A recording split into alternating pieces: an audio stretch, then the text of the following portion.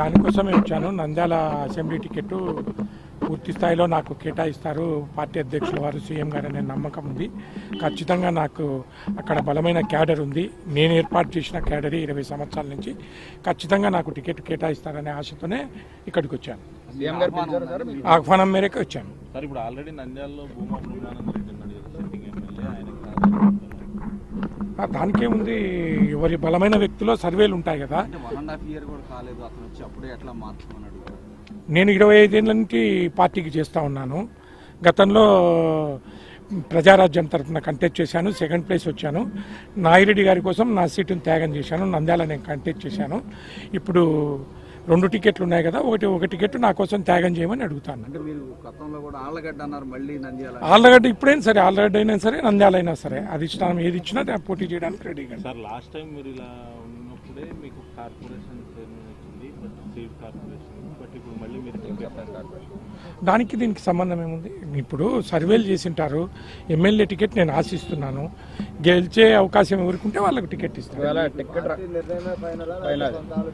నేను మీరు మీడియా మిత్రులతోనే చెప్పాను, ఎప్పుడు కూడా అధిష్టానమే ఫైనల్ నిర్ణయం. ఆశపడ్డంలో తప్పు లేదు. ఎందుకంటే ఆల్రెడీ నేను నంద్యాల కంటెస్ట్ చేశాను. గతంలో 2వ స్థానంలోకి వచ్చాను. నాయిరెడ్డి గారు అడిగితే టికెట్ త్యాగం చేశాను. మాకు నాయిరెడ్డి గారికి ఫ్రెండ్షిప్తో నువ్వైతేనేం నేనైతేనేమనే ఉద్దేశంతో నేను డ్రాప్ అయ్యాను. ఇప్పుడు 2 టికెట్లు ఉన్నాయి. ఒక టికెట్ నాకు వదిలేయండి, నేను పోటీ చేయాలంటున్నాను. 20 సంవత్సరాల నుంచి అక్కడ క్యాడర్ కానీ, కౌన్సిలర్స్ కానీ, సర్పంచులు కానీ, ఎంపీటీసీలు కానీ అంతా నా వైపు ఉన్నారు కాబట్టి అడుగుతున్నాను. అంటే మీరు సర్వేలో మీకు బాగుందని మీకు ఏమైనా సమాచారం ఉందా? 100% ఉంది. ఆ నమ్మకంతోనే కదా సర్వేలో కంపల్సరీ నాకు ఉంటుంది అనేది నాకు తెలుసు.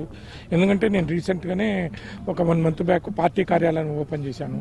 28 మంది కౌన్సిలర్లు ఉంటే 28 మంది కౌన్సిలర్లు వచ్చారు, సర్పంచులు వచ్చారు, నాయకులు వచ్చారు, లీడర్లు అంతా కూడా వచ్చారు నా ఓన్లీ పిలుపు మేరకే. కాబట్టి క్యాడర్ అంతా నన్నే కావాలని కోరుకుంటున్నాను. 2 సీట్లు ప్రధానంగా అడుగుతుంది. ఆళ్ళగడ్డ ఏమో మంత్రి ఉన్నారు, ఇక్కడేమో 1.5 year అయింది. ఈ 2 సీట్లు కనుక పార్టీ సాధ్యం కాకపోతే మీకు ఇవ్వడానికి మీ భవిష్యత్ కార్యాచరణ ఏమిటి? అది సార్ని అడిగి తెలుసుకుంటా. ఏంటి నా భవిష్యత్తు అనేది మాట్లాడిన తర్వాత కోసం కలిసి పనిచేస్తారా మీరు? అది ఇప్పుడు ఇస్తారా ఇవ్వరా అనేది ఇప్పుడు తెలియదు కదా, డిస్కస్ అయిన తర్వాత తెలుస్తుంది. అప్పుడు చెప్తాను. ఇప్పుడే ఊహించి ఎట్లా చెప్తాను? ఇస్తారనే నమ్మకం నాకుంది.